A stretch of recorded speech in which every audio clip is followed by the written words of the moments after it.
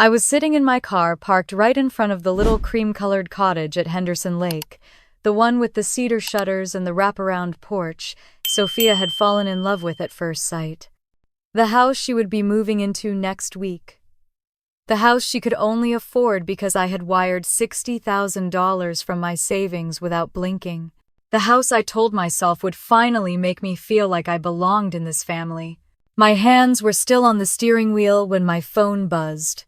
I glanced at the screen expecting a reminder from Sophia or maybe a last-minute request from Mom about the housewarming decorations. Instead, I saw 2 messages that sliced clean through my chest. "Don't come. Sophia doesn't want you here." Before I could process that, a second message appeared. "Don't make this awkward. Family wants a private night." For a moment, I just stared, the words blurring into a single hot pulse behind my eyes. If I wasn't family, then what exactly had I been pouring my heart, time, and $60,000 into? And the strange thing was, the first impulse rising in me wasn't the urge to cry. It was something tighter, sharper, almost electric.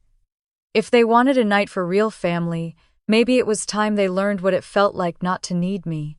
I sat there in silence, the house glowing warm behind the trees as if nothing cruel had just happened. My chest felt hollow, but my mind started drifting backwards like it always did when I was hurt, toward every small quiet moment that had taught me my place in the Ward family long before today. I wasn't born a Ward. Harold and Linda adopted me when I was 4, a wide-eyed kid who still flinched at sudden noises.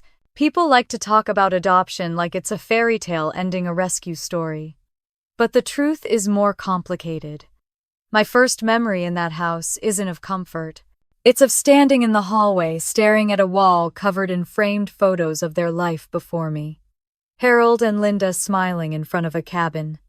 Linda holding a newborn Sophia with pride in her eyes. Sophia at 2 wearing a pink tutu, already the center of their universe. There was no place for me on that wall. Not then, and not for many years after. Growing up, the difference between us was never said outright. It didn't have to be. It was baked into the smallest rituals. Sophia's birthdays always had a theme, and a handmade cake from a bakery that required pre-orders. My birthdays involved a store-bought cake, and if Linda remembered, a plastic candle stuck slightly crooked in the center. Family vacations were planned around Sophia's school breaks and her art camps. I found out about most trips from overhearing conversations in the kitchen. "You'll be busy anyway," Linda would say. Busy doing what I wasn't sure, but apparently not something worth coordinating around. There was a constant hum in that house, one that told me I needed to be useful if I wanted to stay in their orbit. While they helped Sophia with homework, college tours, essay edits, I learned to fill FAFSA forms alone and took shifts at the grocery store to pay application fees. I tried not to be jealous. After all, they had chosen me. Isn't that what everyone says to adopted kids? You were chosen? But chosen doesn't always mean cherished.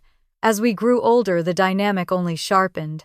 Sophia bloomed into a soft, dreamy artist who floated from one idea to the next, always cushioned by Harold's quiet pride and Linda's glorifying admiration.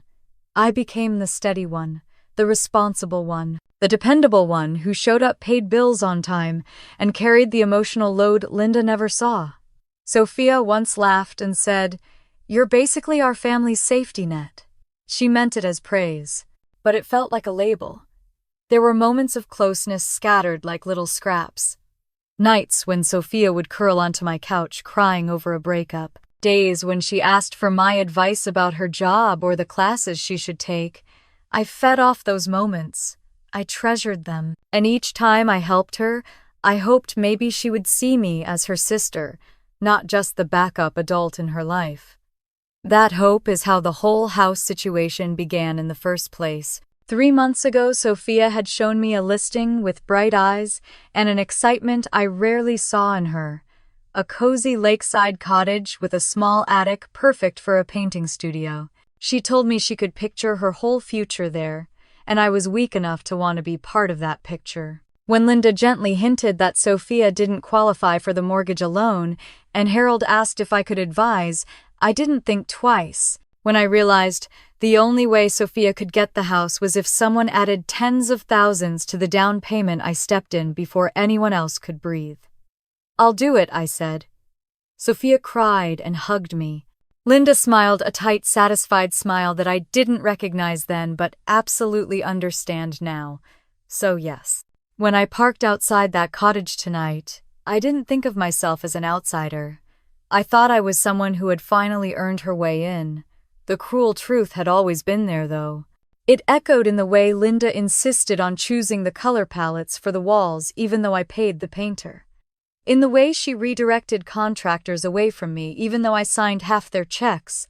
In the way Sophia stopped looping me into design decisions the moment Linda stepped into the room. It all pointed in the same direction. I was their provider, not their daughter. Sitting in that car, I scrolled back to the messages. 2 simple sentences that cracked 32 years of denial. "Don't come. Sophia doesn't want you here. Family wants privacy." The word family stung more than the rejection itself. For a moment, I let the pain wash over me, a deep old ache that came from the same place as every unanswered question from my childhood. But then, something inside me shifted, hardened. If they wanted me gone so badly, then maybe I should stop trying to deserve the spot they never intended to give me.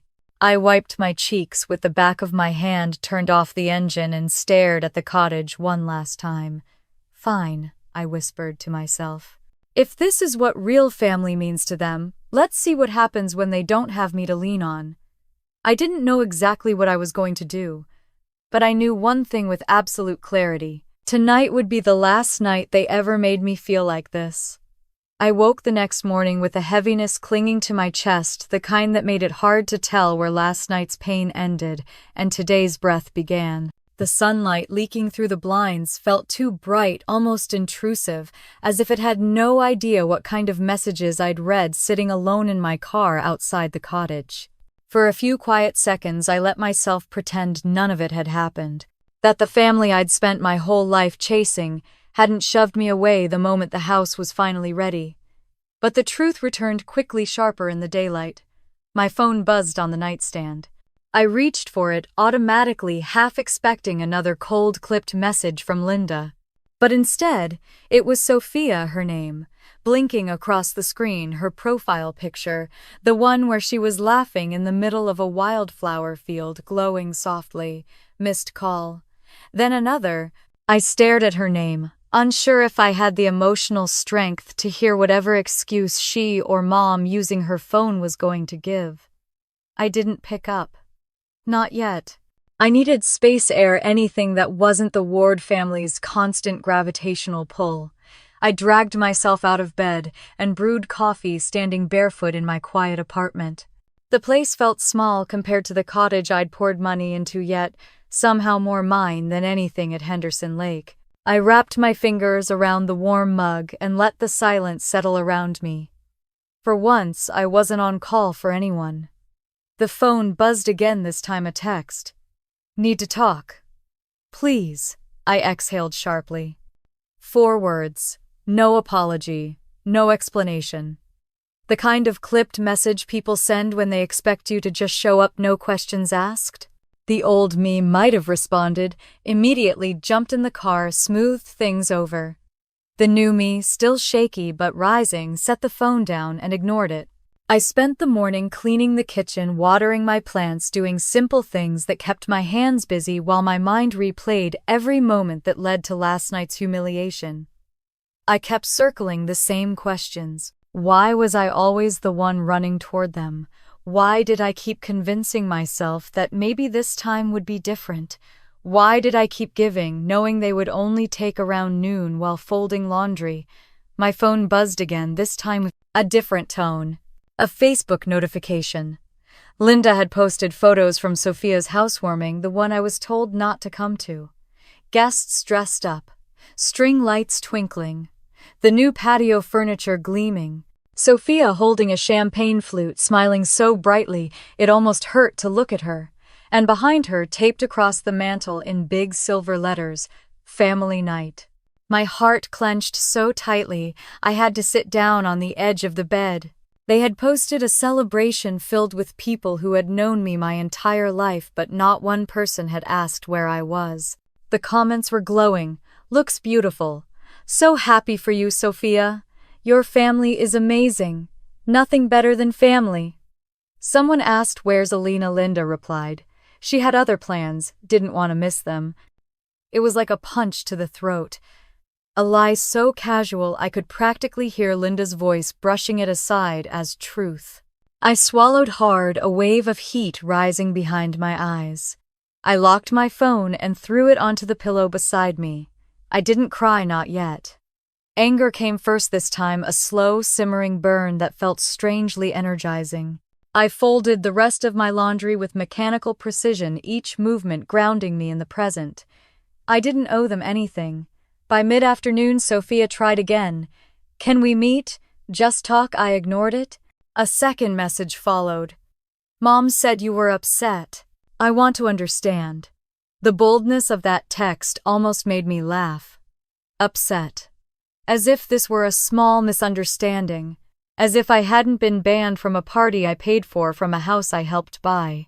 My phone rang again, an hour later, Harold's name on the screen this time. My chest tightened. Harold rarely called me unless something big was happening, but even his name didn't make me answer. Not yet. I needed clarity before letting any of them back into my head. Instead, I drove. I didn't know where I was going until I was already halfway there. Henderson Lake always had a way of pulling me in, even when I tried to resist. I parked near the walking trail overlooking the water. Spring air brushed softly against my skin, bringing with it the smell of pine and damp earth. Joggers passed, kids on bicycles, couples holding hands, the kind of effortless belonging I'd never felt in the Ward family. I walked slowly toward a bench beneath an old oak tree, the same spot where Sophia had once painted a watercolor of the lake and given it to me for my 28th birthday. The memory made my chest ache. I'd hung that painting in my hallway for years, a reminder that she did love me at least sometimes, that maybe I wasn't imagining it. I sat down, letting the view fill my senses. The lake shimmered with streaks of gold as the sun began drifting lower. I closed my eyes and inhaled deeply, letting the quiet settle into the spaces Linda's words had torn open the night before. Part of me wished I could erase the messages, pretend they were sent in anger or miscommunicated or anything that could be undone. But truth doesn't unhappen. It only reveals what was always there. I wasn't family. I was a resource, a safety net, an accessory. The realization wasn't new, it was simply undeniable now. As the sun dipped lower, my phone buzzed again. This time I checked it. A voicemail. From Harold. I hesitated, thumb hovering. My heart thudded louder, not knowing whether hearing his voice would comfort me or break me again. I didn't play it. Not yet. Instead, I started walking again, circling the lake path.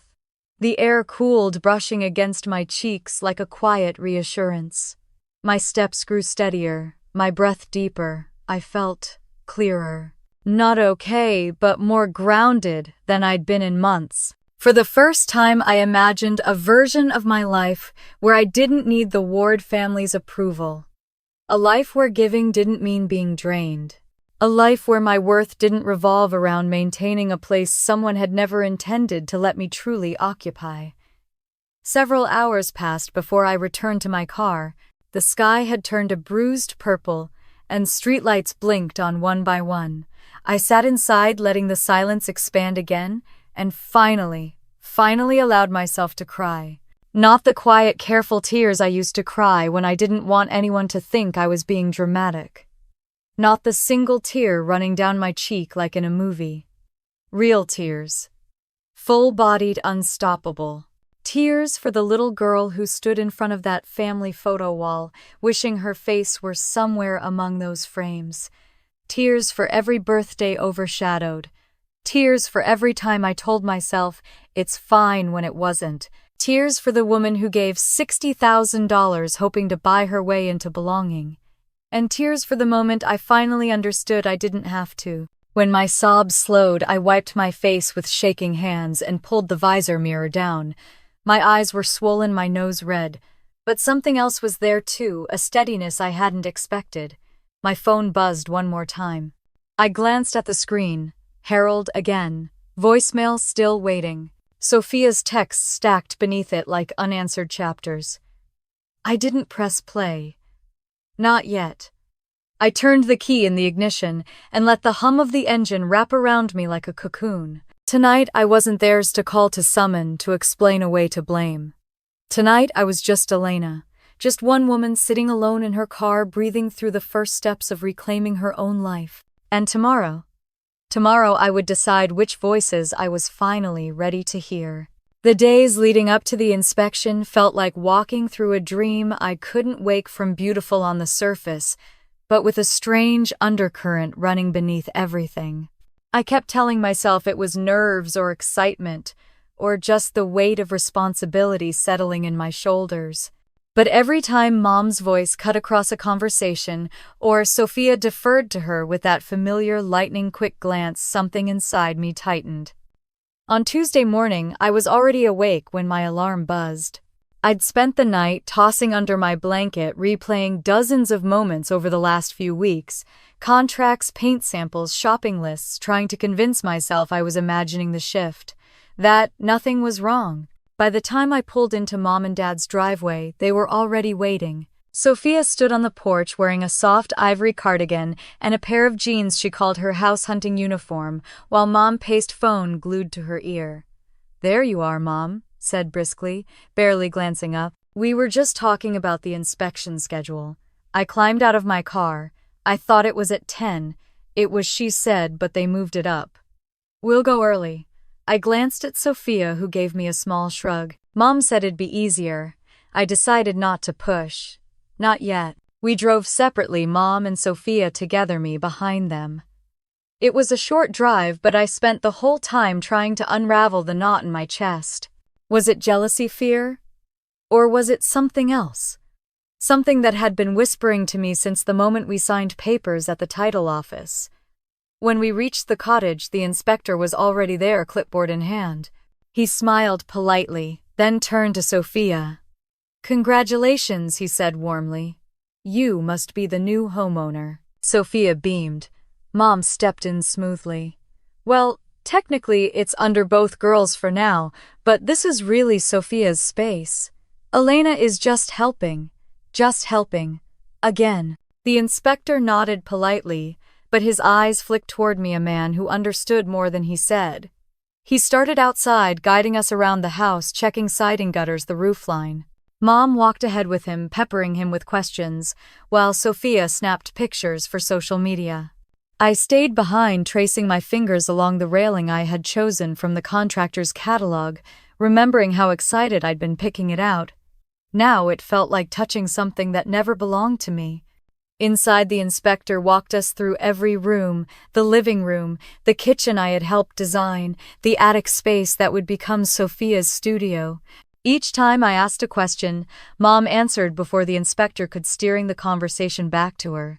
By the time we reached the basement, he pulled me aside discreetly. "You're the co-signer, right?" I nodded.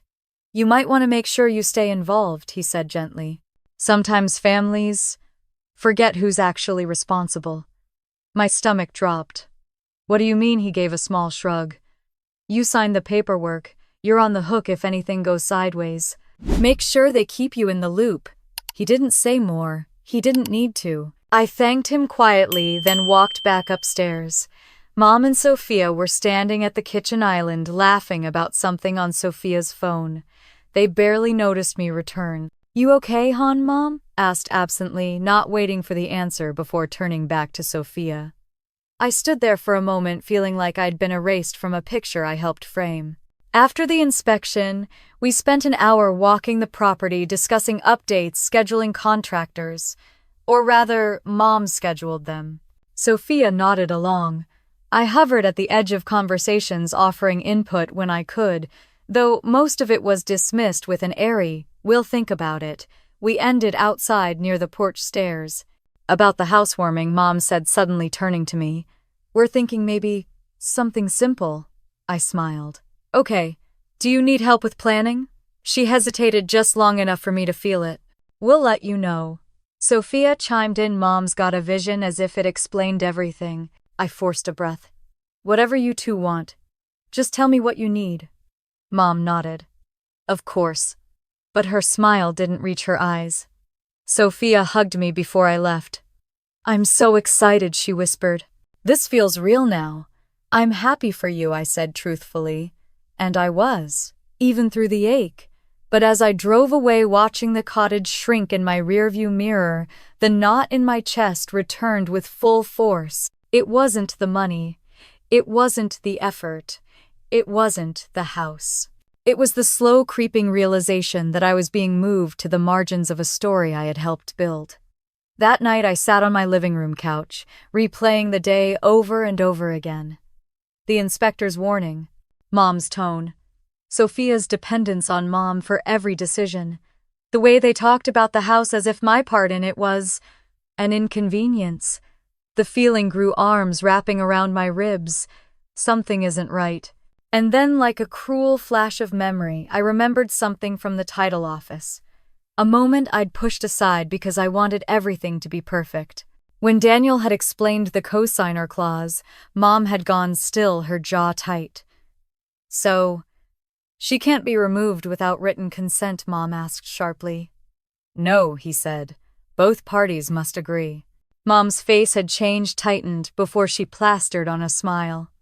At the time, I thought she was just overwhelmed.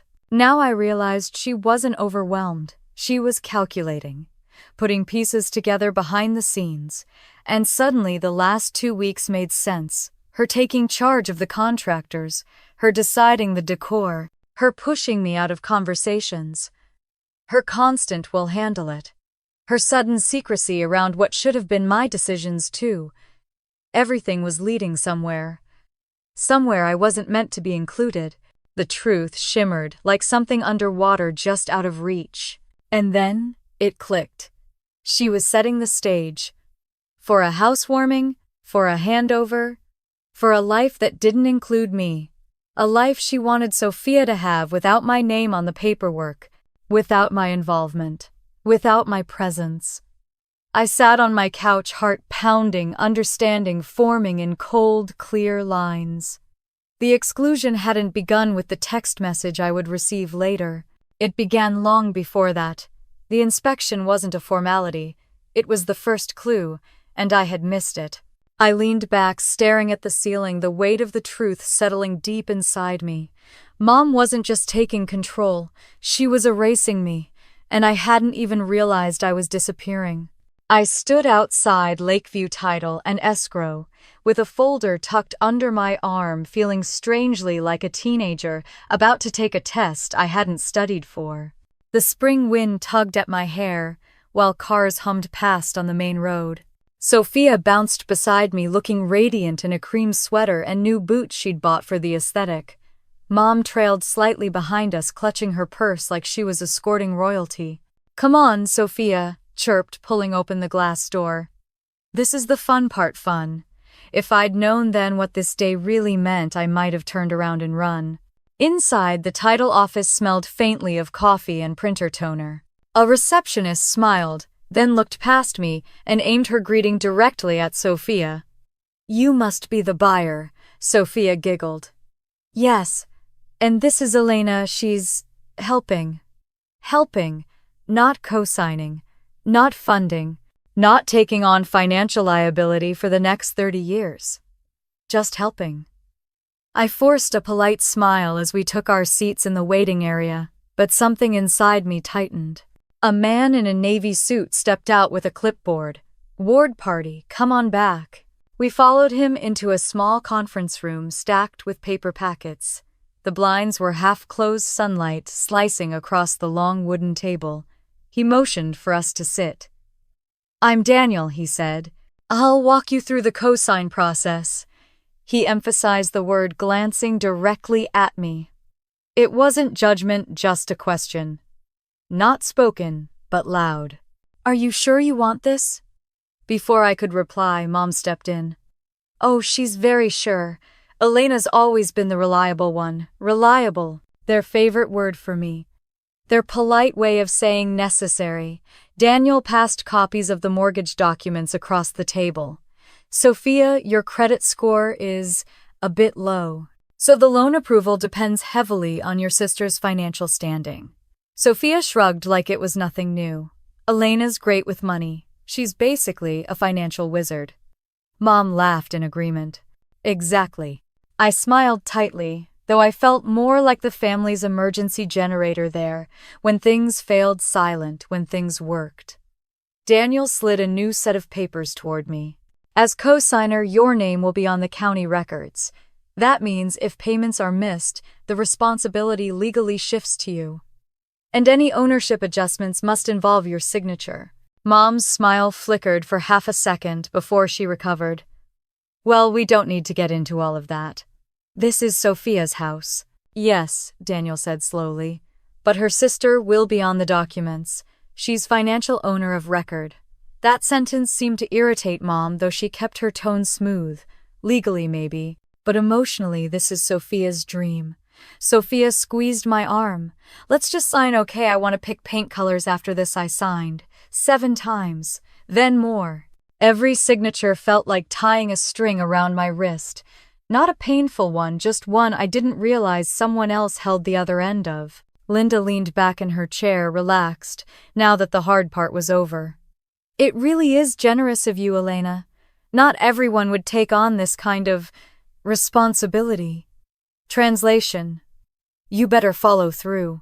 When the initial documents were done, Daniel excused himself to run copies. The room fell quiet. Sophia leaned forward, practically vibrating with excitement. Can you imagine? The attic is going to be my studio. And the patio, I already have a vision. Just wait until you see the outdoor lights tonight. Mom chuckled. You should send your father pictures. Sophia paused, then looked at me. Oh, and about the housewarming party, Mom and I were thinking something classy but chill. Something in her tone felt rehearsed, but I brushed it off, telling myself not to overthink. After all, things were finally going well. Right. The next stop was the house itself for the pre-move inspection. I rode in my own car, following behind Mom and Sophia. They pulled into the driveway 20 minutes late, but neither apologized. The inspector, a middle-aged man with a kind face, walked us through the property. Every time he asked a question meant for the buyers, Sophia answered and Mom elaborated. When he glanced at me, Mom chimed in Elena's just along for moral support. The words hit harder than intended. Just along. When he showed us the basement, he pulled me aside quietly. You're the co-signer, right? Yes. You might want to keep an eye on what gets added or changed after move-in. Sometimes families treat co-signers like invisible insurance. His eyes held mine a second longer than comfortable. I swallowed hard. Thank you. I appreciate the warning. Back upstairs, Mom and Sophia were laughing about something on Sophia's phone. They didn't notice I'd been gone. Or maybe they did and it didn't matter. As we approached the kitchen island, Daniel called with a question about a clause Sophia asked him earlier. Something about transfer of ownership options. Mom walked outside to take the call privately. Sophia leaned over the counter and whispered, Mom just likes things done a certain way. Don't worry about it. But I did worry, because something felt off. A while later, the keys were placed into Sophia's hand for celebratory photos. The title company rep tried ushering me into one, but Mom gently moved between us. Let the homeowner have her moment. Elena's done plenty already. Plenty. But never enough to belong. Once the formalities wrapped up, Sophia hugged me tightly. I love you, she said into my shoulder. This house wouldn't exist without you. I held her back, letting myself believe her. For a moment I convinced myself the odd behavior was just excitement, nerves, chaos. But then the inspector, who must have walked behind us, spoke softly. Make sure you keep all your copies, miss. All of them. And if something doesn't feel right later, trust your instincts. I thanked him again. On the drive home, I replayed every moment of the day. Daniel's raised eyebrow. Mom's subtle redirections. Sophia's cheerful obliviousness. the inspector's warnings. Still, I told myself it was fine. I told myself I was family. I told myself I had finally earned my place. I didn't know it then, but this day, the day I signed everything, wasn't the beginning of something beautiful. It was the beginning of the unraveling. Years of quiet favoritism, backhanded comments, and emotional distance were about to surface in a single moment. And it would come in the form of a message I could never have imagined.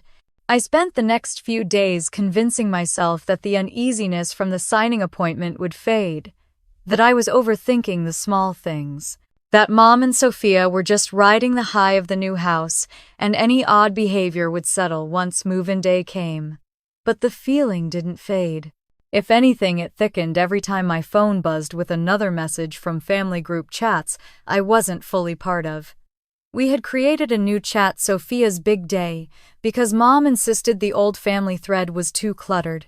And from the moment the chat was created, I noticed something strange. Messages moved fast. Decorations, menu ideas, guest lists. But somehow, despite being one of the 3 people paying for the entire event, I felt like a guest peeking through a window rather than a participant. I kept scrolling, trying to keep up. Mom and Sophia were sharing links to table runners and balloon arches, and I added a few of my own suggestions, soft champagne tones, some cozy lanterns. No one responded. The chat simply kept going, as if my messages dissolved before reaching them. By Wednesday, I realized they had redesigned the entire aesthetic without including me. I messaged Sophia privately. Did you want to stick with neutrals? Or are we doing the sage green theme you mentioned earlier? She replied 2 hours later. Oh yeah, sorry. Mom found a new theme. It's more elevated. Not my choices. I swallowed my disappointment. Don't take it personally, I whispered to myself. It's her house. On Thursday morning, I stopped by a boutique shop and picked out a housewarming gift. I'd spent 3 days debating a beautiful set of canvas prints with soft lake tones I knew would match Sophia's studio space. They were expensive, but they felt personal and meaningful. While the cashier wrapped them, I imagined Sophia's reaction. I imagined maybe, just maybe, this would be the thing that made her look at me and say with certainty, "You're my sister." That fantasy shattered the moment I showed the gift to her later that afternoon. Sophia stared at it a few seconds too long. Her smile flickered. "It's nice," she finally said, "but I'm not sure it fits my aesthetic anymore." My chest tightened.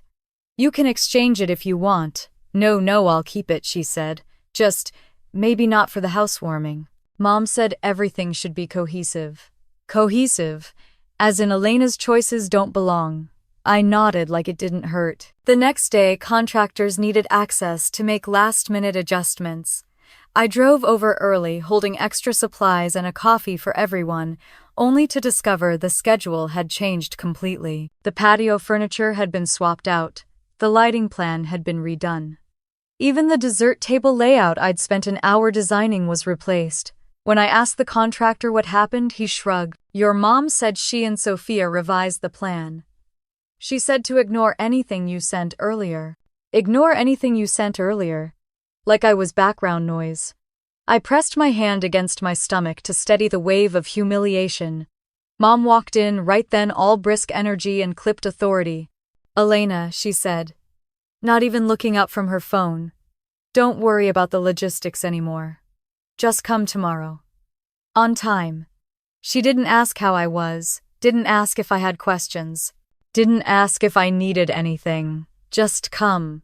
On time. As if I were a guest. I forced a smile. "Okay. Let me know if you need help." "We're good," Mom interjected quickly. "Sophia has everything under control." Sophia was nowhere in sight, probably in the living room picking out outfits for the housewarming. I stepped outside to breathe, but even the cool air didn't help the heaviness in my chest. Something was shifting quietly, intentionally, and I felt it happening beneath my feet like the ground was tilting. I tried to shake it off. I reminded myself that subtle exclusion wasn't new in this family. But this time felt different. This time the distance felt purposeful. On the drive home, my phone buzzed. A message from Aunt Lisa. Honey, what time should we arrive tomorrow? Your mom said you might be busy. Busy? I tightened my grip on the wheel. What was Mom telling everyone? I didn't answer right away. Instead, I spent the evening setting up gift bags, printing place cards, organizing trays, tasks I'd volunteered to handle weeks ago. And as I arranged them, I reminded myself this was worth it. That tomorrow might finally be the day I felt included, seen. Around 9 p.m. Dad stopped by Henderson Lake while I was dropping off the last box. He looked tired, older than usual. He watched me arrange lanterns for a moment, then said softly, "You don't need to do all of this." "It's fine," I said quickly. He stepped closer. "Elena, listen to me." His voice dropped, gentle but weighted. "People who love you will see you, even when you're not doing anything." The words hit deeper than he knew. I didn't respond. I just blinked rapidly and nodded. He opened his mouth like he wanted to say more, something important, but footsteps approached and Mom appeared. Her expression stiffened when she saw him close to me. "Harold," she said curtly, "we need to get going." Dad hesitated, glanced at me, then followed her silently. As they walked away, I heard Mom whisper something sharp under her breath. I couldn't make out all the words, but I caught enough. She always overdoes things, doesn't understand boundaries. Boundaries. Funny coming from her. I stood there, surrounded by fairy lights and expensive florals, wondering how I had once believed this night would bring us closer. On the morning of the housewarming, I chose my dress carefully, a soft blue one that made me feel elegant but not flashy. I curled my hair, put on subtle makeup, packed the gift I'd bought, and added a small card I'd written the night before. "Sophia, I'm proud of you. Your home is beautiful, just like the life you're building. Love, Elena." I slipped the card into the envelope and took a deep breath. Today would be different. Today had to be different. As I stepped toward my front door, the house quiet around me, my phone buzzed. Mom, good. Maybe she'd finally include me in something. I unlocked the screen and opened the message. And in one heartbeat, everything inside me tilted. "About tonight, we're keeping it to just family. It wouldn't be appropriate for you to come. Sophia wants an intimate evening with her real family." My vision blurred. My knees nearly buckled. I gripped the back of my chair to steady myself. Real family. The words carved straight through my ribs. I stared at the message, reading it again and again, waiting for it to transform into something less cruel. But it didn't. Mom had not only excluded me, she had claimed Sophia didn't want me there. She had erased me from the night I funded the home I'd helped create, the family I'd spent my entire life trying to belong to. My chest tightened. My throat burned. I typed back, fingers shaking. "I don't understand. Aren't I family too?" 3 dots appeared, then vanished, then appeared again. Then came her reply. "Elena, don't make this awkward.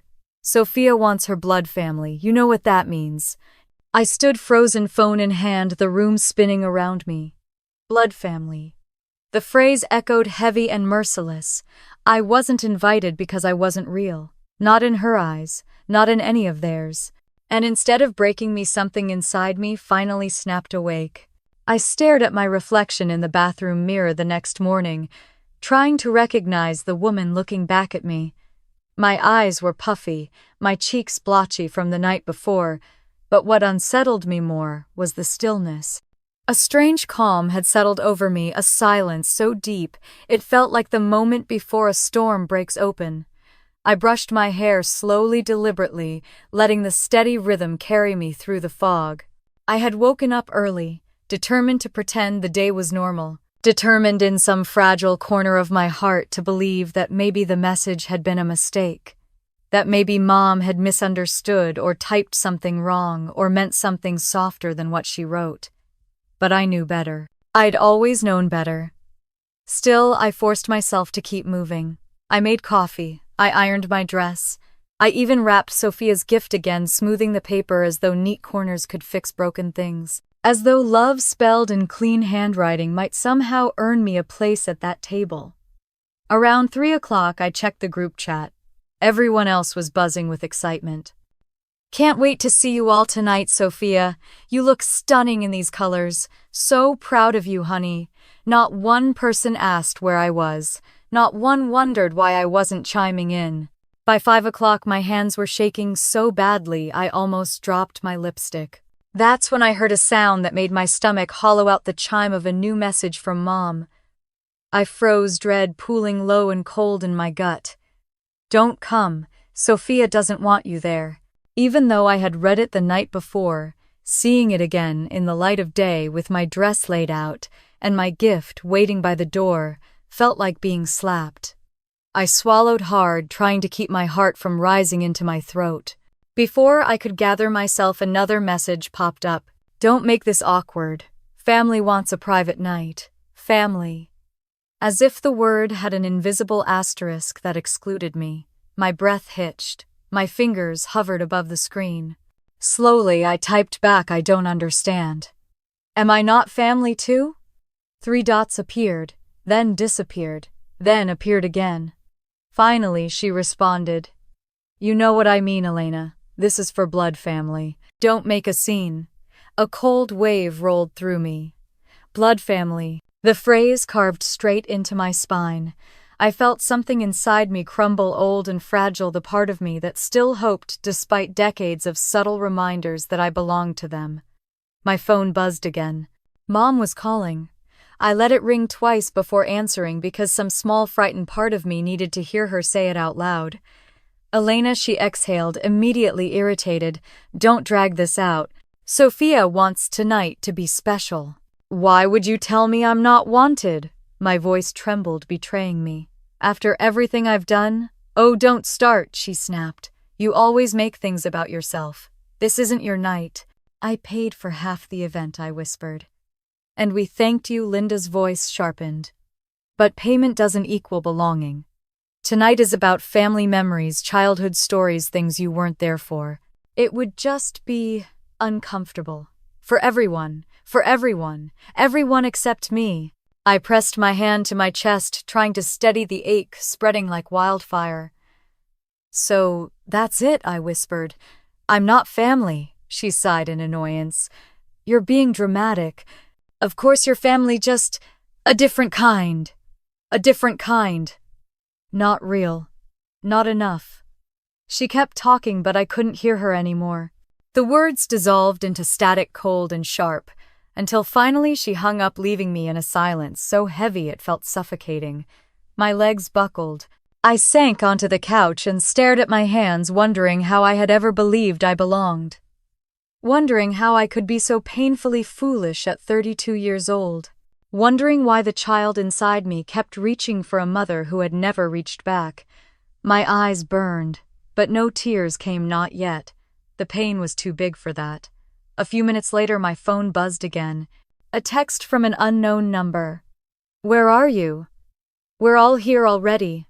My aunt. Of course. I hesitated, then wrote back. Mom told me I shouldn't come.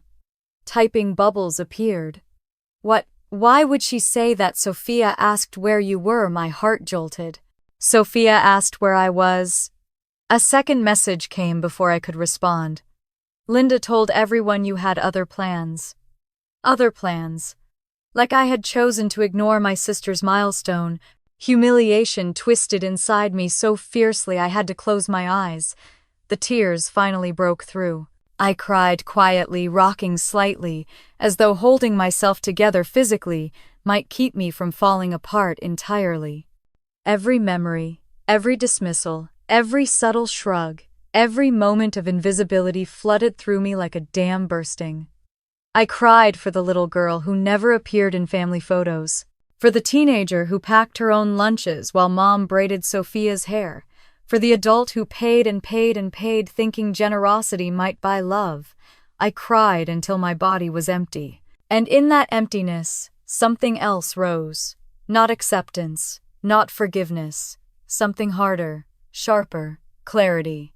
A clarity that whispered, if they don't want you, stop showing up, stop begging. Stop trying to buy entry into a house that never had a chair with your name on it.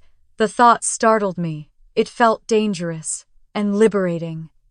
Just then, my phone buzzed again, this time from Dad. "Elena, call me. We need to talk." I almost ignored it, almost tossed the phone aside. But something about the message, its simplicity, its urgency, made me pause. I didn't call. Not yet. Instead, I wiped my face, stood up slowly, and walked to the front window. From my apartment balcony, I could see the faint glow of Henderson Lake in the distance, soft and quiet under the setting sun. The same lake where Sophia was currently celebrating in the house I helped her buy. A house I wasn't allowed to enter. My pulse steadied as a thought took shape, clear and cold as winter water. If they didn't want me there tonight, maybe they didn't deserve what I had given them. A single sentence formed in my mind, strong enough to pull me upright. If they want a night for their real family, then they can live without everything I provided to get them there. I grabbed my phone, my jaw set, my heart finally hardening in self-defense. Tonight wasn't the end of something, it was the beginning. And by the time the sun rose again, the Ward family would feel the first tremor of the choice they made when they told me I wasn't one of them. I took a breath, steady and sure, and whispered to no one, "Fine. If they want life without me, they're going to get it." I sat in my car long after the engine cooled, watching the shadows stretch across the parking lot as evening fell. My hands were still trembling from the phone call with Mom, but underneath the shaking, something steadier had begun to bloom. A kind of quiet, razor-sharp resolve I didn't recognize in myself at first. It felt foreign and familiar at the same time, like discovering a voice I'd buried years ago. I pulled my phone from my bag, placed it face down on the passenger seat, and stared out the windshield. Not one part of me wanted to return to that cottage tonight, not after being told I wasn't family and that I should stay away. The Elena they were used to would have cried, begged for an explanation, shown up at the door, hoping someone would open it for her.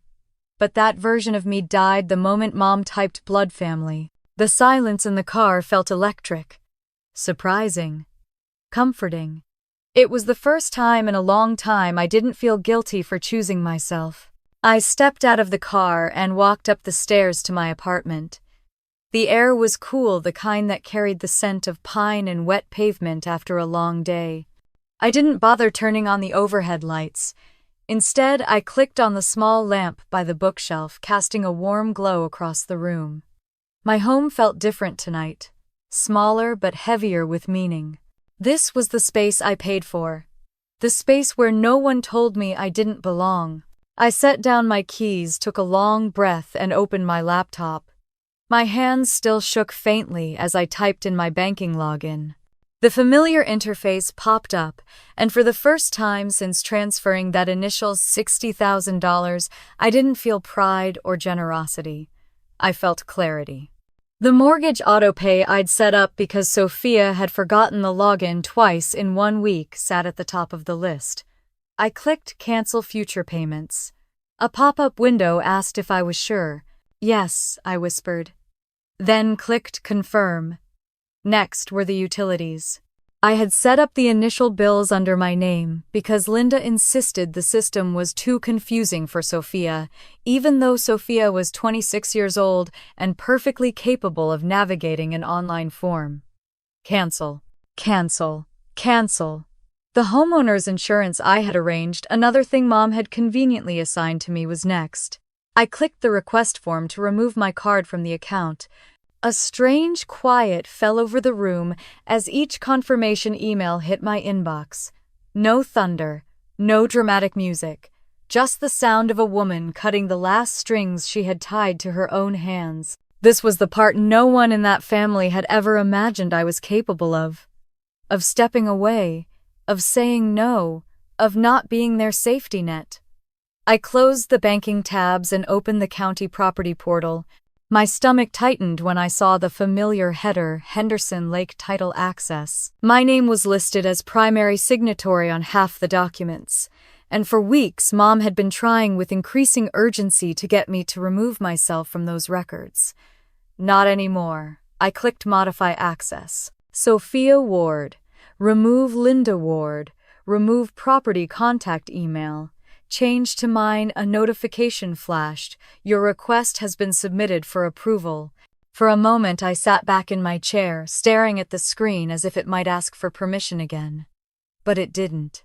The request was already in motion. My phone buzzed on the desk. Mom calling. I didn't pick up. Another call, this time from an unfamiliar local number. I let it go to voicemail. A text came through next. Elena, answer your phone right now. Something's wrong with the mortgage. I smiled, not cruelly, but with a strange, tired relief. Something wasn't wrong. Something was finally right. More texts poured in. The water company said the transfer didn't go through. Why are we getting error messages? Sophia can't log into the HOA portal. Did you change something? Answer us now. The desperation in their tone, people who had spent years treating me like a background character, was startling. But instead of feeling satisfaction, I felt something quieter, steadier, almost sad. This was the first time they noticed how much I did for them. Only because I stopped doing it. I ignored the messages and opened my email instead. A new message from the title office had arrived, marked urgent. It read, "We received a request earlier today to remove you from the property records. Because you are a co-signer, we cannot complete the change without your written authorization." A chill traveled down my spine. Earlier today. Before the party. Before Mom texted me. Before they told me not to come. They'd planned this long before excluding me from the celebration. My hands trembled, not from fear but from confirmation. Every instinct I'd dismissed for weeks had been right. I clicked reply. Please freeze all modification requests until further notice. Do not remove my name from any documents. Within minutes, a title agent responded. Understood. Another message came in. And for your knowledge, the previous request came from Mrs. Linda Ward. I closed the laptop softly, almost tenderly. Every truth I had avoided was now undeniable. They had never intended for me to be part of that house, only to fund it. My phone buzzed again. This time it was Sophia. From a new number. Elena, please talk to me. I don't understand what's happening. Mom said you backed out. Why would you do this? A flicker of guilt tried to rise in me, tried to take root. I shut it down gently. I wasn't hurting Sophia. I was removing myself from being used. I didn't respond. I walked to the kitchen, poured myself a glass of water, and stood by the counter listening to the hum of the refrigerator. My chest felt strangely light. My breath came easier. I wasn't their safety net anymore. I wasn't the backup adult who paid bills they didn't want to handle. I wasn't the daughter who begged for scraps of affection. I was a woman reclaiming her place in her own life. My phone vibrated again, but I let it buzz against the countertop until it went quiet. The silence that followed wasn't empty. It was full of decisions, full of realization, full of the faint beginning of self-respect blooming in tender, unfamiliar soil. I walked to the window and looked out at the city lights in the distance. Somewhere across town, the Ward family was scrambling, panicking, blaming me for problems that weren't mine to fix anymore. For the first time, I didn't feel obligated to save them. I whispered softly to my own reflection in the glass. They wanted a life without me. Let's see how it feels. Behind me, the phone buzzed once more. I didn't turn around. I woke to the sound of my phone vibrating non-stop, rattling against my nightstand like it was trying to wake the entire apartment. For a moment I thought it was an alarm. Then I realized it was call after call, stacked, overlapping, relentless. I blinked at the ceiling, that strange, quiet clarity from last night, still sitting in my chest like a steady flame. When I finally grabbed the phone, the screen was a wall of missed calls. 9 from Mom, 7 from a number I didn't recognize, 12 from Sophia, 3 from Dad, 2 from Mom again. Then, the messages loaded one after another like a dam breaking. Elena, answer your phone right now. What did you do? Mortgage payment failed. The hoe locked us out of the portal. Why are the utility accounts gone? Stop ignoring us. There is something wrong with the house records. I sat up slowly, the morning light spilling into my bedroom. My head felt strangely clear. My heart wasn't racing, my breath wasn't shallow. I was surprised at how steady I felt after the emotional earthquakes of the last few days. I typed nothing back. My silence spoke louder than any explanation ever could. A new message popped up from Mom. "Do not make me come over there. This is unacceptable." I let the phone drop onto the bed and pushed myself up. My feet touched the cool hardwood floor. I made coffee. I sliced an apple. I sat at my small kitchen table and looked out at the buildings across from mine. It felt like the first peaceful morning I'd had in months. My phone vibrated again. I ignored it. After a few minutes, it vibrated a third time, this time with a different tone, a voicemail notification. From Dad. But I didn't open it. Not yet. Instead, I logged into my email on my laptop. Dozens of notifications waited for me. Payment cancellation confirmed. Account access removed. Title office update. I clicked the last one. We received an in-person request this morning from Mrs. Linda Ward attempting to transfer ownership and remove your access. This request was denied. You remain the primary signatory on file. My entire body went still. In-person request. This morning. Before I woke up. Before they even tried calling me. Before the entire crisis began. Mom had started her campaign hours before I even opened my eyes. A cold truth settled over me. They weren't calling because something was wrong. They were calling because their plan had failed. My phone buzzed again, a message from Sophia this time. "Elena, please talk to me. I don't understand any of this." Mom said, "You did something out of anger, but I don't believe her. Please just tell me what's happening." I stared at the words. Part of me softened. Part of me wanted to believe she wasn't involved. But after what happened yesterday, I couldn't trust the version of events she'd been fed. I closed the messages without replying. A second later, another text came through, this one from an unfamiliar number. "Are you on your way? Linda said you couldn't make it last night. Hope everything is okay." I frowned. So Mom hadn't told them I was not wanted. She told them I was busy. Because that made her look less cruel. My anger flickered, but something else rose with it, clarity. Yesterday wasn't an accident. It wasn't poor communication. It wasn't a misunderstanding. It was deliberate, calculated, executed with precision. Another photo message came through, this time from a neighbor of the cottage who'd gotten my number when we hired their son to help with yard work. "Looked like a fun night. Wish you could have made it." The picture opened. And there it was. The house I'd poured $60,000 into. Lights warm and glowing. Sophia in the center of the crowd, smiling wide.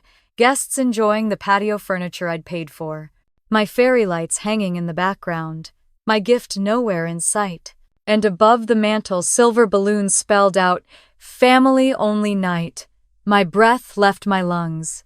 Not congratulations, Sophia. Not new beginnings. Not home sweet home. Family only. The cruelty of it cracked through the remaining pieces of my denial. Not only was I excluded, they had celebrated the reason. A chill washed over me. My phone began buzzing again. I let it. The vibration rattled the counter. Another message from Mom. "Fix this now. We can't access anything. Sophia is in tears." I whispered to myself, she wasn't in tears last night. When I didn't answer, another came through immediately. "You are acting childish. Undo whatever you did." My jaw tightened. For 32 years, they taught me one lesson: that love was conditional. That belonging had to be earned. That I could serve, assist, support, but never sit at the table. Something inside me hardened. I grabbed my phone and finally opened the voicemail from Dad. His voice came through shaky, urgent, but not angry. "Elena, something happened last night. Something you need to know. It wasn't Sophia who said those things. Please call me back. I'm on your side. I swear I'm on your side." I closed my eyes as his breath hitched through the recording. "She asked where you were. She was confused. And your mother didn't tell her the truth. Please call me when you can. I'm sorry. I'm so sorry. The voicemail ended. For a moment, I just sat there letting the words settle like dust after a collapse. Not Sophia. She didn't say the words. She didn't ask them to keep me away. Mom did. My chest tightened, but it wasn't pain this time. It was something else. A quiet, rising anger that didn't ask for permission anymore. My hands steadied. I stood up, walked to the window, and stared out at the still morning air. The Ward family was unraveling across town, scrambling, blaming, gaslighting, panicking. All because I finally stopped holding them together. I didn't feel guilty. I didn't feel responsible. I felt free. For the first time in my life, I wasn't trying to earn my place. They had made one thing clear. I wasn't part of their real family. Fine, they no longer had access to the version of me who kept paying anyway. My phone buzzed again, Sophia, this time her name flashing over the last unknown number. I picked it up, thumb hovering over accept. Then I let it ring. I would answer her. But not now. Not like this. First, I needed to hear Dad's truth. And then I needed to decide who I was willing to let back in when the smoke finally cleared. I played the voicemail twice before I could breathe again. Dad's voice, uneven, shaken, almost frightened, echoed through my apartment long after the message ended. I sat on the couch staring at the wall, the phone still in my hand. Outside, late morning light spilled across the floor, soft and warm, completely out of place for the way my insides felt. When my pulse finally slowed, I hit play one more time, needing to hear the words exactly as he said them. Elena, something happened last night. Something you need to know. It wasn't Sophia who said those things. Please call me back. I'm on your side. I swear I'm on your side. His breath trembled. She asked where you were. She was confused. And your mother? Your mother didn't tell her the truth. Please call me. I'm sorry. I'm so sorry. I closed my eyes and let the silence that followed sink into me like cold water. Not Sophia. Not Sophia. It wasn't Sophia. The truth struck deep like a sudden shift in gravity. All night I'd replayed her name in my mind, imagining her choosing to shut me out of her celebration, imagining her looking right past the empty chair where I should have been. But she hadn't known. She hadn't asked for it. She had been told I was the one who didn't care. A tear rolled down my cheek, slow, hot, confused. I wiped it away quickly, not ready to feel whatever emotion was beneath it. I took a long, steady breath. Then I called Dad. He answered on the first ring. Elena, his voice cracked with so much relief that I had to swallow hard before I could speak. I got your message, I said quietly. What happened? There was a rustling sound, like he'd moved to another room. Thank God, he whispered. I wasn't sure you'd call me. I'm here, I said. Tell me the truth. He exhaled shakily. Your mother lied to you. His voice broke on the word lied. I didn't interrupt. I waited. Dad cleared his throat. Sophia never said she didn't want you there. She never asked for a blood family night. She didn't say a single word about excluding you. My eyes burned. Then why? Because your mother decided it for her. The room tilted slightly. I gripped the phone tighter. Dad, why would she do that? He was quiet a moment. When he spoke, his voice was a mix of shame and exhaustion. Because Linda doesn't want you involved in that house. Because she thinks that helping Sophia financially makes things messy. With the future, with the inheritance. Inheritance. A word that felt like sand in my mouth. Dad continued, voice low. She's been trying to get your name removed from the house records for weeks. I know, I whispered. The title office told me. I should have stopped her, he said, guilt thick in every word. But I didn't realize how far she'd take it. I didn't know she'd tell Sophia you were intentionally avoiding her. She said you were busy. She said you didn't want to make the night about you. Sophia believed her. She even tried calling you, but the signal was bad in the house, and I didn't get any calls, I murmured. I know. She was trying to step outside to call again when Linda... He paused, voice tightening. Your mother told her not to. She said you two had argued. She said you didn't want to come. Sophia went back inside upset, thinking she'd done something wrong. Something inside me cracked open, not the sharp, painful kind. More like a seam tearing on a piece of fabric I'd outgrown long ago. "Why didn't you tell me last night?" I asked. "I tried," he whispered. But Linda kept watching, controlling the room.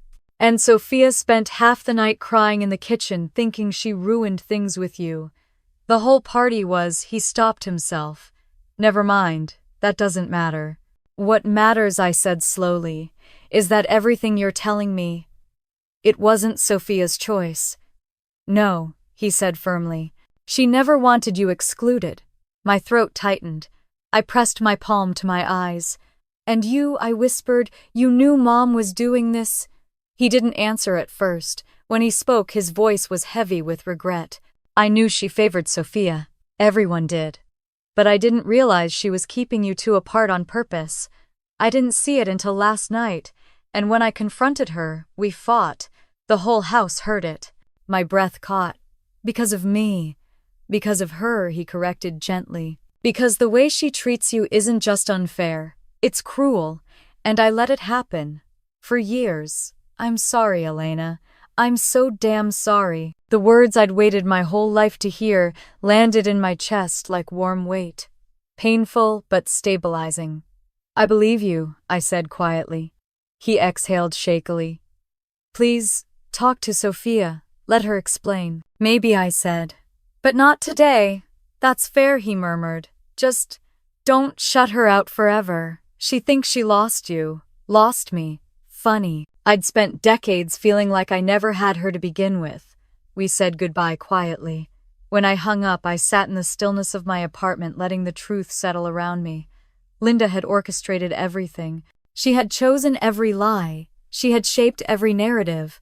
She had spent years ensuring Sophia and I never stood fully on the same side. And I, hungry for belonging, had believed the distance was my fault. That I had done something wrong. That I wasn't lovable enough. That I needed to earn what should have been given freely. The realization was a quiet kind of devastation, but also liberation, because now I finally knew the truth. And once you see the truth, you can't unsee it. My phone buzzed again, this time a new voicemail from Mom. I didn't listen. Another came in, a text from a distant cousin. "Why is everyone so upset? Your mom said you sabotaged Sophia. Is that true?" I didn't respond. Then a picture message, another person from the party. Sophia, standing alone outside the patio, eyes red, looking toward the driveway. Looking for me. I pressed my hand against my chest. A small, painful ache bloomed there, not for last night, but for the years before it. For every moment she'd reached for me while her mother held her back. For every moment I'd convinced myself she didn't care. I closed my eyes and whispered to no one. She never wanted me gone. When I opened my eyes again, the ache had shifted into something steadier. A beginning, not an ending. I opened Dad's voicemail one last time and listened to his final words. "You deserve better than what we've given you, Elena." My breath shook. For the first time in my life, I believed him. And with that belief came something even stronger, a quiet, rising certainty that I was finally ready to face the truth, and the people who had hidden it from me. I drove to the coffee shop with my fingers gripping the steering wheel tighter than I meant, to the muscles in my forearms aching from tension I'd slept with and woken up with. The cafe sat halfway between my apartment and my parents' house, a quiet little brick building wrapped in ivy. Dad chose it because they don't play loud music, which was his way of saying he needed privacy. I parked and sat for a moment, breathing deeply, watching the morning sunlight spill across the faded wooden sign above the entrance. I wasn't sure I was ready, but I came anyway. Inside, Dad was already there, sitting at a corner table with 2 cups of coffee waiting. He stood when he saw me, and for a second he looked like the father I remembered from good days, gentle-eyed, trying his best.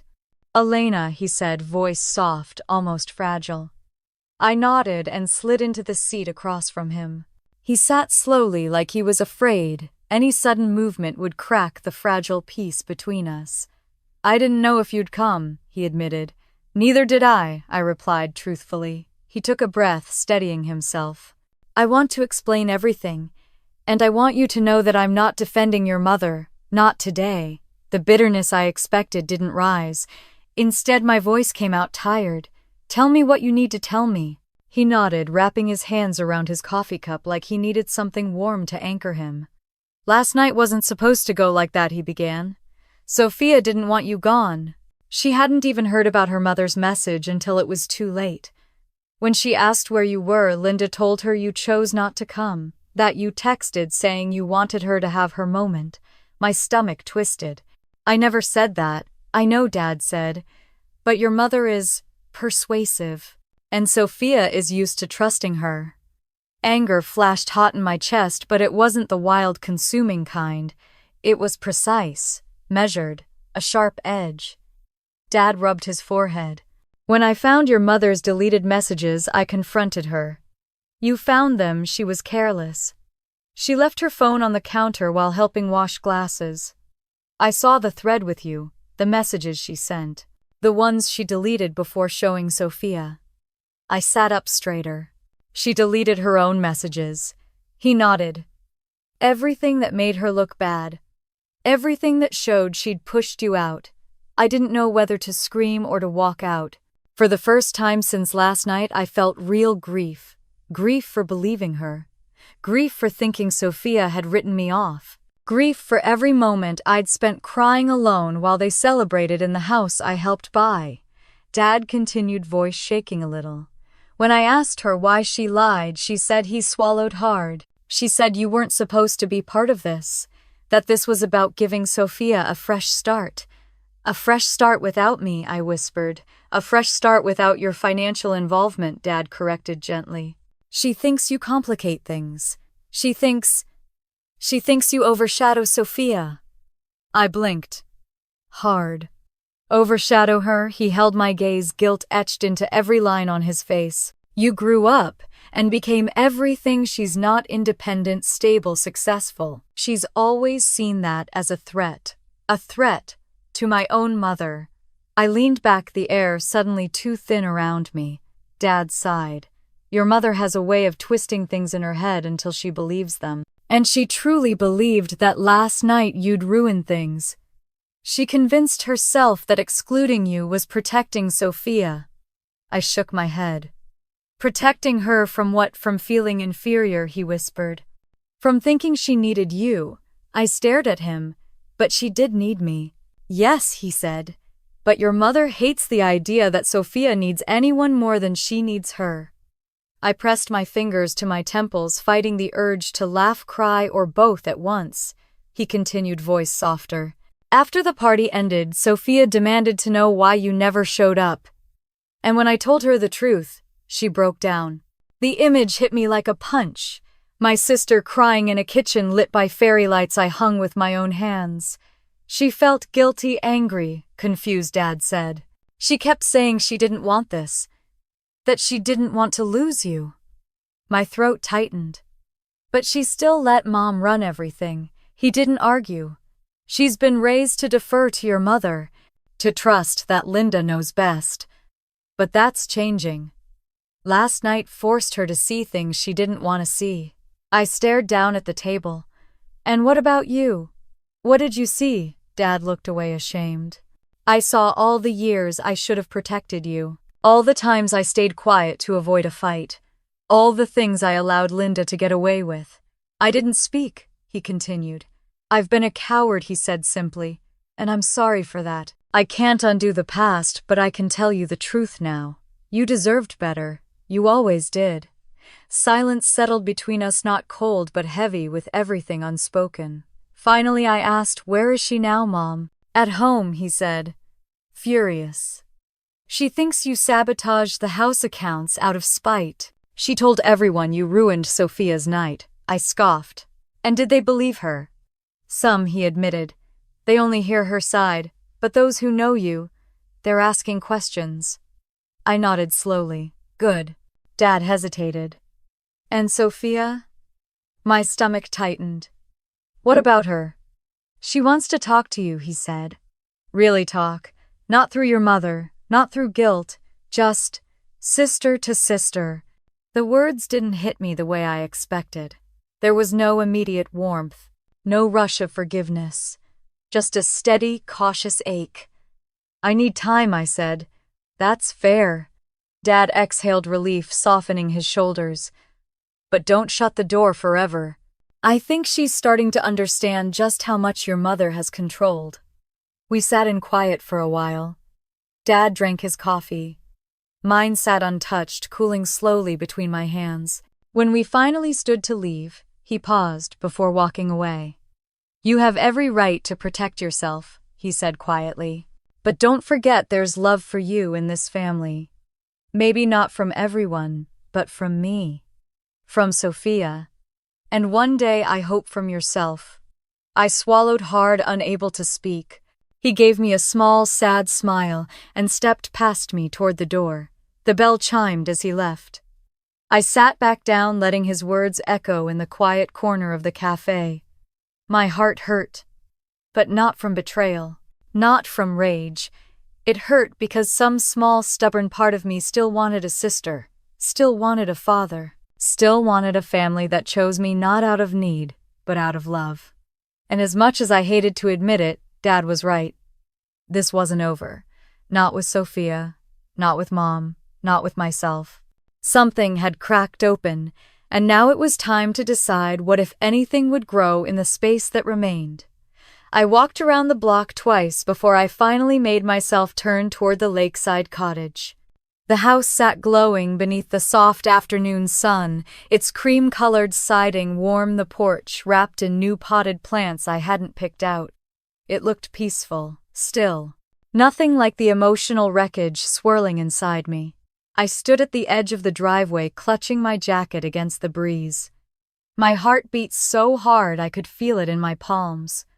I wasn't afraid of seeing Sophia.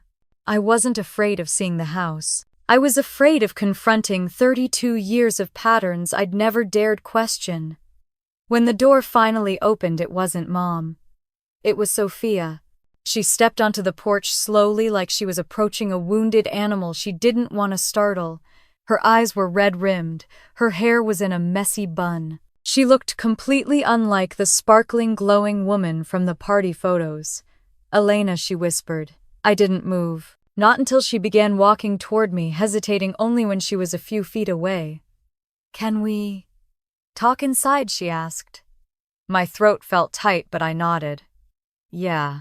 She stepped aside, letting me walk past her into the house I paid for, at least half of it. The scent of new paint and vanilla candles filled the living room. Balloons from last night were deflated and sagging in the corner. Empty glasses sat stacked near the sink. Fairy lights glowed softly along the mantel, lights I had hung myself. Sophia closed the door gently and turned to face me. Thank you for coming. I crossed my arms, not to protect myself, but to stop my hands from shaking. Dad called me. Sophia nodded, emotions flickering across her face.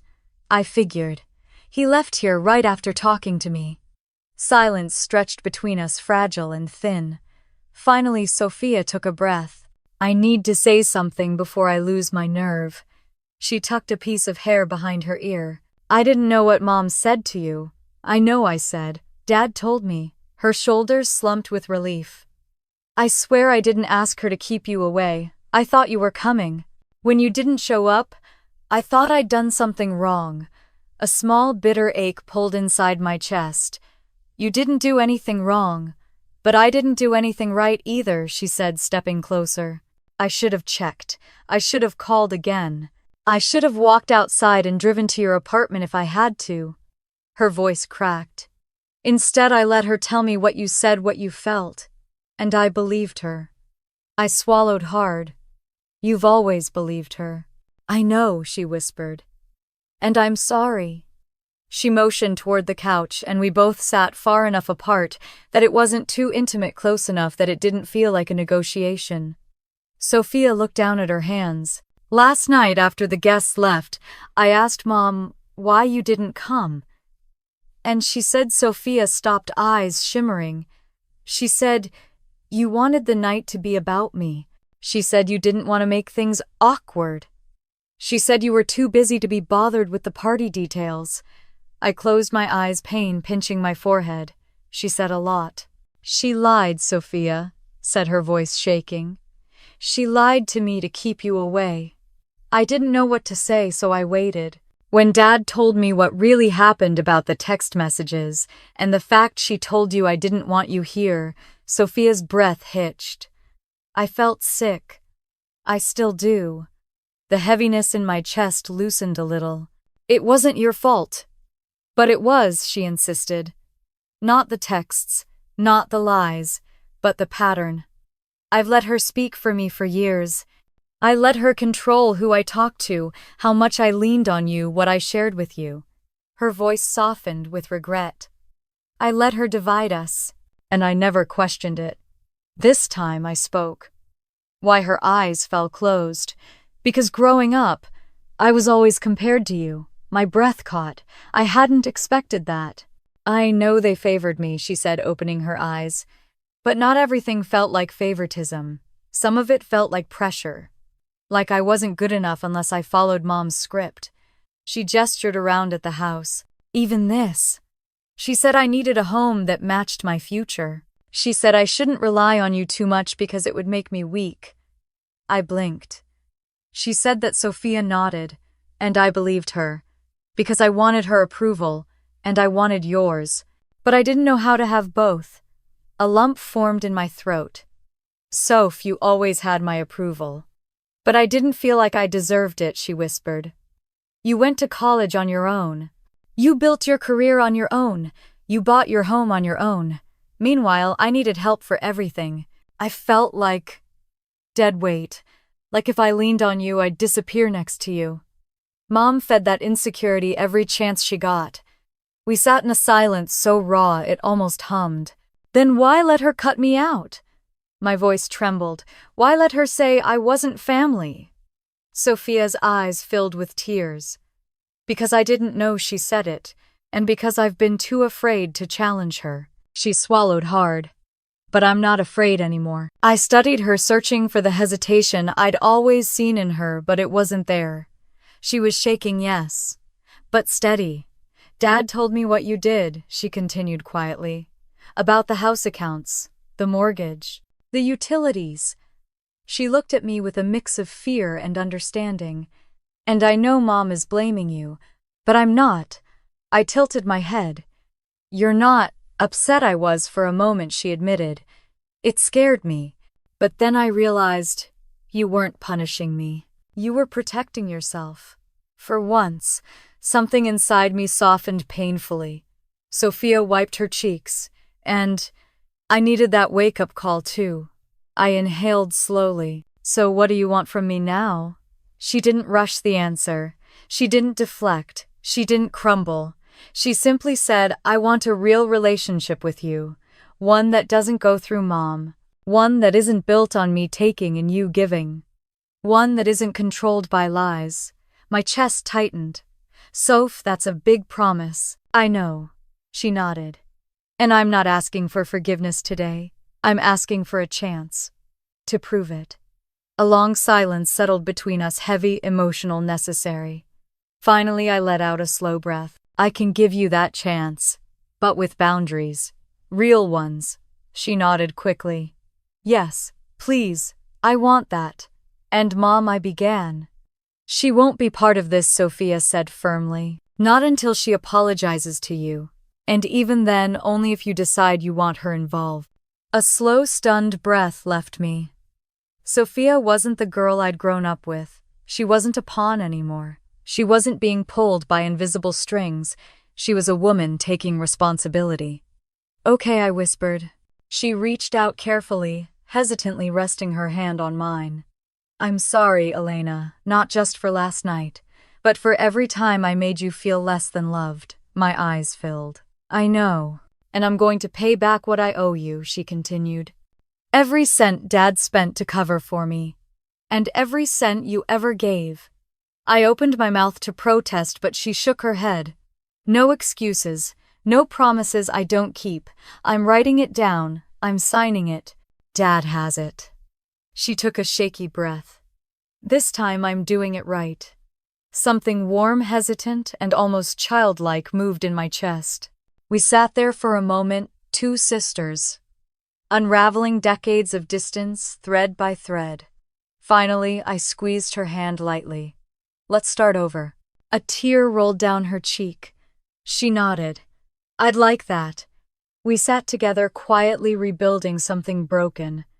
Not perfectly, not all at once, but honestly. And for the first time in years, I let myself believe in the possibility of a sisterhood that wasn't defined by what we were told, but by what we chose. I stepped outside the cottage with Sophia and felt the quiet settle around us like a soft blanket. The house behind her, her house glowed gently in the late afternoon sun, no longer a symbol of what I'd lost, but something else entirely, something rebuilding, something possible. We stood together at the edge of the porch, a careful, fragile peace between us. Sophia wrapped her arms around herself, watching the breeze ripple across Henderson Lake. I waited, letting her speak when she was ready. I know things won't magically fix themselves, she said softly. I know it's going to take time, and work, and probably a lot of uncomfortable conversations. I nodded. Yeah, it will. She looked at me, eyes glossy but steady. But I'm willing to do it. I believed her. Not because she said it with perfect sincerity, but because she finally said it without Mom's voice woven into the words. We walked down the steps together. Sophia hesitated near my car. Would you? She took a breath. Would you come to the new farewell dinner? The real one? The one I get to choose? Just us. Me and you and Dad. No themes, no balloons, no family-only banners. Her voice cracked. Just the people I want. Something warm flared in my chest, small but unmistakable. I'll think about it. She smiled, not hurt, not disappointed, just understanding. That's fair. We hugged carefully at first, like we were both afraid of doing it wrong, then tighter, more real. When we pulled back, she wiped her cheeks. I love you, Elena, she whispered. I always have. Even when I didn't show it. My throat tightened. I love you too. After she went back inside, I sat in my car and let the quiet fill me. No tears, no ache, just a strange mixture of relief and exhaustion. And beneath it all, something stronger. Clarity. For decades, I had assigned myself the role of fixer-provider background hero. I had believed love meant proving myself, earning my place, giving, until there was nothing left to give. But love, real love, didn't demand sacrifice as proof. It didn't demand that I disappear to make others comfortable. It didn't require me to shrink to fit inside someone else's insecurities. Love needed boundaries, and I finally had them. Over the next 6 months, everything shifted. Not overnight, not perfectly, but slowly, authentically. Dad and I met for coffee every other week, sometimes talking about the past, sometimes arguing, sometimes simply existing together in quiet understanding. He apologized more times than I could count, not out of guilt, but out of genuine recognition. And he meant every word. Mom was different. Distance hung between us, a necessary frost. She tried small gestures, an occasional invitation, a polite text, a gift card for a restaurant she thought I liked but didn't. None of it was malicious, but none of it was enough. Not yet. Maybe not ever. And for once, I didn't feel responsible for fixing her feelings. Sophia and I rebuilt something tender, careful, and honest. She made monthly payments not because I demanded it, but because she insisted. And every time I deposited her checks into a separate savings account, I felt something quiet and proud settle inside me. Not pride in the money, pride in the boundary, pride in the growth it represented for both of us. One afternoon in late summer, a letter arrived from London. Heavy ivory stationery with a bronze wax seal. Inside was a photo of Sophia standing outside the studio. She had rented, paint on her hands, wind in her hair, smiling with the kind of freedom I'd always wanted for her. The note was short. "Elena, I'm finding myself. Thank you for letting me do it without losing you. Come visit when you're ready. Love, Sophia." I pinned the letter to my fridge, not as a reminder of what I'd given her, but of what we were building now. A relationship with truth, not obligation, not guilt, not mom's script, ours. As for me, the most profound change wasn't external. It wasn't about the house or the money or the apologies. It was internal. I learned I didn't need to earn my place in anyone's life. I learned that love without boundaries wasn't love, it was self-erasure. I learned that my worth had never been tied to the size of my sacrifices. And slowly, gently, I forgave myself for not understanding it sooner. Life became quieter, softer, more mine. Sometimes I walked past Henderson Lake and saw the cottage in the distance. Instead of pain, I felt something else, peace. Because that house was no longer a symbol of exclusion, it was a symbol of transformation. Sophia's, Dad's, mine. I built my own family not just from blood or adoption, but from the people who showed up with honesty, respect, and care. Jaime. A few cousins from Dad's side. Neighbors who invited me to potlucks. Co-workers who became friends. Rings of connection built by choice, not obligation. And I learned something important. Something I want every person listening to this to hear. Family isn't who shares your blood. Family is who shares your respect, your truth, your boundaries, your healing. As I sit here now telling you this story, I can look back at that girl in the car, the one who read the words, "Don't come," and thought it meant she wasn't worthy. If I could speak to her, I'd tell her, you never needed their permission to belong. You belong because you exist. And that's enough. Thank you for listening to my journey. If this story resonated with you in any way, if it reminded you of your own family dynamics, your own boundaries, your own moments of choosing yourself, please share your thoughts in the comments. I'd love to hear your experiences. Don't forget to like this video and subscribe to the channel for more stories of resilience, healing, and emotional justice. And remember, sometimes the bravest thing you can do is walk away from what hurts you, so you can walk toward who you were always meant to be.